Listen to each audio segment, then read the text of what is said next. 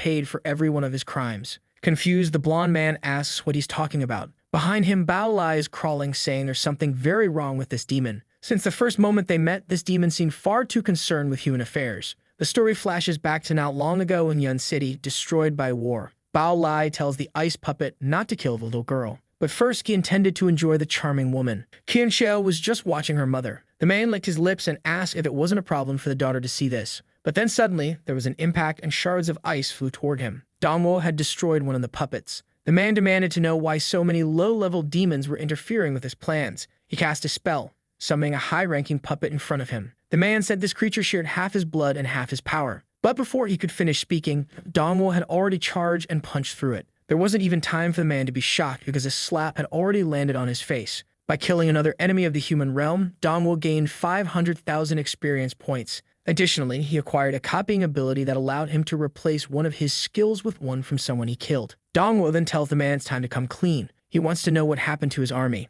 After much pressure, Bao Lai reveals the truth. The former army captain was named Xia Feng Liao. They used a banquet as an opportunity to execute their plan. The plan involved using the vice captain to kill Xia Feng Liao. But even after torturing the man, he refused to betray the captain. When others arrived to witness the scene, the vice captain only said Xia Feng Liao was there. He fled with a dagger as soon as they approached. He barely managed to save Huan, but this event painted him as a traitor to the army. With that, they launched an attack to depose him. With most of the army on their side, it was extremely easy. It was also during this time that they acquired that sword. With his father's influence, Xin Jibio became the supreme commander. Back in the present, Bao Li questions why the boy is so interested in all this. Dongwo simply asks why no one resisted or questioned anything. Bao Lai explains that they already knew who might resist, and those individuals were sacrificed before anything started. It was the fault of those who were too loyal to the former Feng Xiao. He then says he's told Dongwo everything he knows and demands to be put down. But instead, Dongwo lands a punch straight to his groin. Dongwo tells him to stay quiet as a girl approaches, calling his name. She's brought the armor he had given to Wei Ming, explaining that Wei Ming wanted Dongwo to use it to take the king as far as possible. She adds that she received a strange message, and that they seem to have encountered some trouble.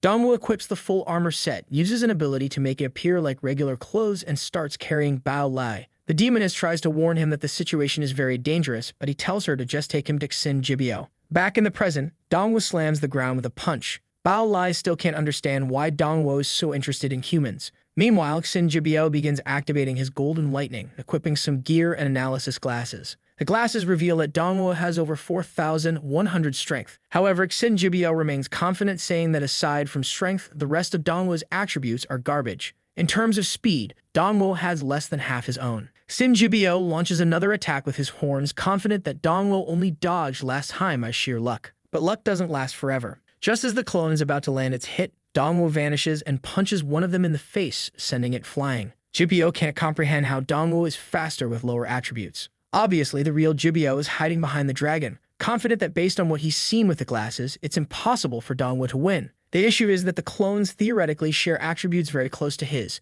Not to mention, Dongwo's opportunity attributes seemed to be 0. Something was clearly off. We then see Jibio's stats. Over 5,400 strength, made possible, of course, by the sword he's carrying. With his extra speed, it should be impossible for him to lose. The plan is to attack one more time to figure out what's going on. He prepares a stealthy strike, but ends up taking another punch to the face. While the clone gets beaten, Jibio wonders what Dongwo is hiding. Dongwo remarks that Jibio seems overly confident for someone so weak. The reason Jibio can't figure it out is that Dongwo has the title of Demon King. All of his attributes are tripled but can't be detected. Still, Jibio unleashes another sequence of lightning bolts, refusing to believe it. But Dongwo keeps dodging, landing a punch to the ribs, a kick to the stomach, and another heavy punch to the face. The fool falls to the ground, and Dongwo glances to the side. Jibio stops and mutters that Dongwo can't possibly be this fast. But Dongwo is already behind him, slamming him into the ground. Realizing he can't win in a direct fight, Jibio threatens Dongwo, saying he has his chief's life in his hands. If Dongwo isn't careful, she'll die at any moment. Wujin, standing nearby, asks if that's his solution when he can't beat his enemy. Jibio ignores him, wrapping a chain around her neck. But Dongwo walks forward calmly, saying that tactic is outdated. Jibio shouts that if Dongwo takes another step, everyone there will die. He tightens the chain, choking Wujin, and everyone else bound. Turning to Dongwo, Jibio asks if he isn't supposed to be a capable demon. He pulls the chain tighter, declaring that in the end, Dongwo is just a person. Even if Dongwo saves one of them, he'll kill the other. The choice is his. Dongwo clenches his fists and rushes toward him. Jibio is startled that Dongwo is really coming at him. Wujin tells Dongwo to save the demon lord. Dongwo keeps advancing and shoves his fingers into the clone's face, sending it crashing to the ground like trash. Wojin asks why Dongwo saved him instead of Bingyi, but Dongwo tells him to take another look, explaining that he wasn't going to save just one. He had stolen Bao Li's puppet creation ability and used it to save her. He then commands the golem to protect everyone there. They start freeing everyone while Bao Li stammers, asking how this is possible. That was his ability. When did Dongwo learn it?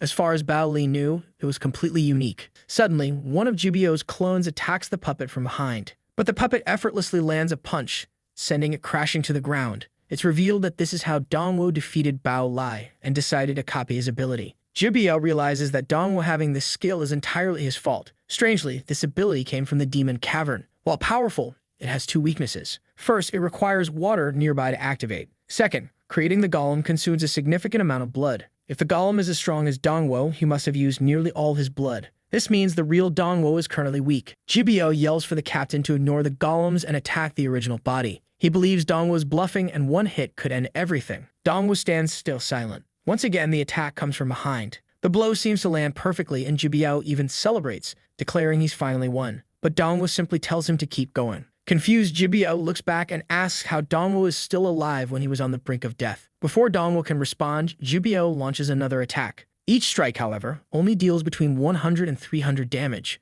Dongwo merely asks if this is the best Jubio can do. Once again, Jubio activates his analysis ability. That's when he notices that Dongwo's health bar is still full. Worse yet, the health and status bars are the least of his concerns. What's truly strange is that this boy has an entirely different aura. Dongwo pulls out a massive blue sword and asks if Jubio has already used all his attacks. Jubio begins to panic, realizing that if he doesn't find a solution, he might actually die today. Suddenly, as the dragon stomps on the ground, it shoots upward like lightning. Jubio seems to find solace, thanking the heavens for being on his side. With enough lightning in the skies, he could continue creating infinite clones. But Dongwo activates the Blood Ice Golem ability again, announcing that he'll leave those clones to the golems. The golems keep an eye on the battered group, and it's clear that Kyuan has lost both his arms. Lying on the ground, Bao Li mutters that he should have realized from the moment Dongwo appeared why he was so invested in humans. He wonders how Dongwo knows so much about the army and the captain. Dongwo responds that in a storm, lightning isn't the only element present. He begins summoning more golems, declaring that now he has a continuous water source. Even if Jubio believes Dongwo's stats are lower, invoking this legion would prove otherwise. The dragon stands still as the clones battle the army. Jubio looks at the creature, asking why it isn't moving. That's when Dongwo suddenly appears beside him, activating a celestial transformation in his hand and delivering another punch to Jubio's face. Dongwo tells him that it's taken long enough, but this war is about to end. Once again, Jubio substitutes himself to survive. He has realized that in a direct confrontation, there's no way he can win. However, he's starting to understand the boy's ability. Dongwo has incredibly high regeneration, but every attack causes him to lose blood. Jubio's plan is to use his SSS-ranked weapon's energy storage ability. Once it's fully charged, he can cut Dongwo in half with a single strike. All he has to do is keep stalling for as long as possible. But then one of the ice clones sneaks up from behind and stabs him in the chest. Jubio writhes in pain, activating his electricity. Apparently, he becomes lightning itself, jumping from one clone to another and escaping. However, the damage had already been dealt to his main body. Amusingly, after taking the hit, Jubio claims he can swap places with his clones, so he's not in danger. Sure thing, buddy. It seems like you might be in danger. Bao Li, who seems to have an IQ of 16, finally begins to understand the captain's plans. He's confident the captain will win since the golems are limited by time. Jubio smirks, saying it doesn't matter what Dongwo does, he will never kill him. That's when Dongwo immobilizes a clone and asks, "Who's on trying to kill this guy?" He's made it very clear that this man must pay for his crimes with the slowest death possible. Jubio continues to demand his release, remembering how, as a child, he also claimed he didn't want things to die too easily. Dongwo tells him that every clone is still a part of him. This means the pain the clones experience always returns to him. Exhausted, Jubio wonders how Dongwo knows this. Dongwo begins listing every crime Jubio has committed, stating that none of it would be resolved with a simple death. He crushes a clone's head, causing Jubio to writhe in agony. The ice creatures continue tearing apart the rest of the clones. Dongwo slices through another, saying Jubio will feel every one of these attacks. He must pay for all the pain he inflicted on others. Lying on the ground, Bao Li realizes that the captain's ability is now the biggest problem. Jubio is starting to lose his mind from the pain. Yet Jubio remains confident, knowing that all he needs to do is finish charging the sword. It's almost ready. Finally, the weapon reaches full charge. He raises it high, declaring that with this strike, the entire demon clan will be erased. The golden light shoots into the sky. We then see a small creature hopping from branch to branch in the forest. It hides behind some grass and looks around. A soldier passes by asking if anyone has seen the lightning dragon. The creature, perched on a tree,